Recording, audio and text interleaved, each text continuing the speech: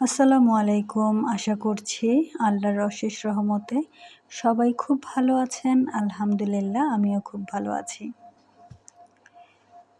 এই ভিডিওটাতে আজকে যা দেখাবো, যা আয়োজন হচ্ছে, এগুলো হচ্ছে আমার আম্মুর তরফ থেকে কিছু কোরআনের পাখিদের জন্য উপহার যাচ্ছে। তো সেজন্য আমি প্রথমেই এখানে টমেটো এবং আরও কিছু উপকরণ ব্লেন্ড করলাম। আর এখানে কিন্তু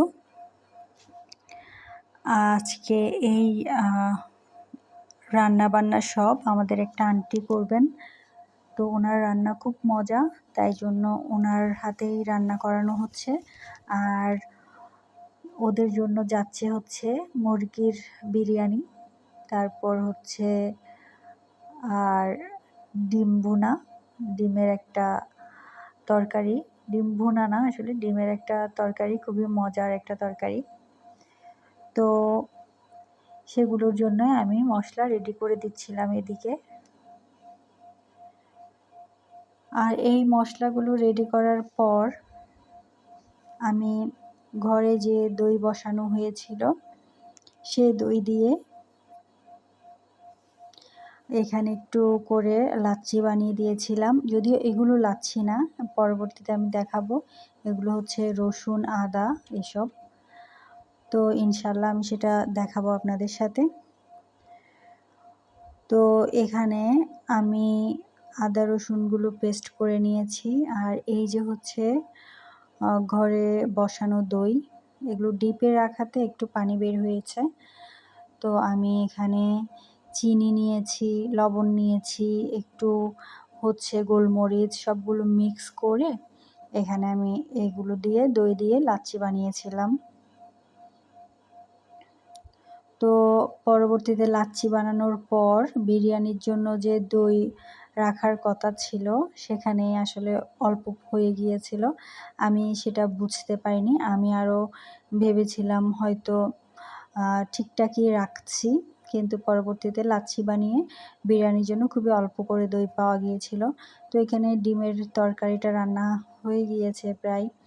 এখানে হচ্ছে মুরগিটা প্রসেসিং করা হচ্ছে। আর এখানে পেঁয়াজ কেটে রাখা হয়েছে। মুরগিটা প্রসেসিং করে নিচ্ছেন এখানে কয়েকজন। আর এখানে হচ্ছে আন্টি আলু এবং গাজর ভেজে রেখেছেন। তো এরপর মুরগিগুলোও কিন্তু ভেজে রাখা হবে। তো এই তো মুরগিগুলো ভাজার জন্য দিয়ে দেওয়া হয়েছে। এখানে মুরগিগুলো ভাজা হচ্ছে। আমি কিন্তু সেদিন খুব একটা হেল্প করতে পারিনি। আসলে এর আগের দিন, তারপর এরও আগের দিন কাজে ব্যস্ত থাকায় অনেক, আর বেশি কিছু আসলে করতে ইচ্ছে করছিল না রান্নাঘরে। তো আমি অন্যান্য কাজগুলো করছিলাম, রান্নাঘরে যেতে না হয় মতো। তো অন্যান্য যেসব কাজ আছে সেগুলো আমি করছিলাম। মাঝে মধ্যে এসে একটু ভিডিও ক্লিপ নিয়ে যাচ্ছিলাম আন্টির রান্নার। তো আন্টি কিন্তু মাংসগুলো লাল করে ফেলেছেন, মানে ভেজে ফেলেছেন। সেখানে আমি একটু ভেজেছিলাম অবশ্য, যেহেতু ওদের রান্নাঘরে চুলার তাপে অনেক কষ্ট হচ্ছিল। তো অল্প করে আমি মাংসগুলো ভেজে দিয়েছি। তারপর এই যে আন্টি এখানে হচ্ছে বিরিয়ানির জন্য মশলা কষাচ্ছিলেন। আসলে এখানে যতগুলো মশলা দিতে হয় বিরিয়ানির জন্য সবগুলো একে দেওয়া হচ্ছিল। আর আন্টিও পরিমাণ মতো দিয়ে নিচ্ছিলেন মশলাগুলো। আর যেহেতু বিরিয়ানি রান্না হচ্ছে এবং কিছু ছোট বাচ্চাদের জন্য সেগুলো উপহার হিসেবে যাবে, তো খুবই যত্নের সাথে কাজগুলো করার চেষ্টা করছিলেন আন্টি। তো আমি সেখানে ভিডিও করছিলাম আর হচ্ছে দেখছিলাম আন্টি কি ব্যবহার করছেন। তো এই তো চাল ধুয়ে রাখা হয়েছিল, সেগুলো দিয়ে দেওয়া হবে এখন। আর বেশ অনেকগুলোই কিন্তু বিরিয়ানি রান্না করা হয়েছে। এখানে 2 ডেকচি বিরিয়ানি রান্না করা হয়েছে, প্রায় 4 কেজি চালের। তো তো 4 কেজি চালের জন্য 3.5 কেজির মতো 3.5 কেজি বা 4 কেজির মতোই কিন্তু মুরগি ব্যবহার করা হয়েছে। তো আমি আর প্রসেসিংগুলো ভিডিও করলাম না। এরপর আমি সরাসরি এখানে বিরিয়ানির ডেক্সিটাই দেখিয়ে দিলাম। তো এখানে কিন্তু আমি বাকি বিরিয়ানির ডেক্সিটার ভিডিও করিনি, প্লাস তাদেরকে যে দিয়ে দেওয়া হচ্ছে সেই সময় আমি অন্য কাজে ব্যস্ত ছিলাম, তাই সেগুলো ভিডিও করতে পারিনি। তো এগুলো হচ্ছে বিকেলের দিকের ভিডিও। একজন জেলে এসে বিক্রি করে গিয়েছে এই মাছগুলো। এখানে ছোট ছোট চিংড়ি প্লাস কিছু বেলে মাছ ছিল। তো দেখতে পাচ্ছেন এখানে কিন্তু জ্যান্ত মাছও ছিল, বেশ কতগুলো চিংড়িও কিন্তু জ্যান্ত ছিল।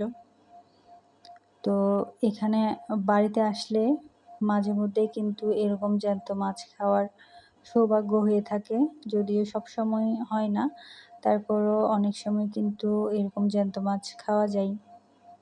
এরপর হচ্ছে এখানে দেখতে পাচ্ছেন চিংড়িগুলোও কিন্তু একটু একটু নড়ছিল। তো যেহেতু আন্টি আছে, আম্মু ভাবলো একটু এখানে তালের রস দিয়ে পিঠা বানাবে, তাল পিঠা। তো সেই উদ্দেশ্যে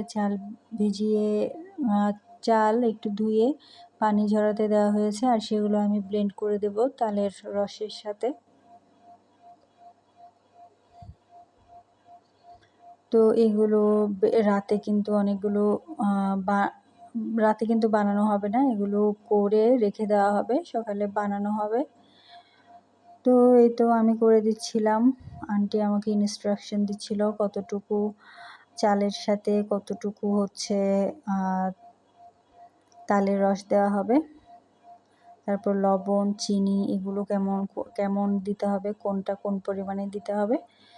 তো আমিও সেভাবেই দিয়ে দিচ্ছিলাম।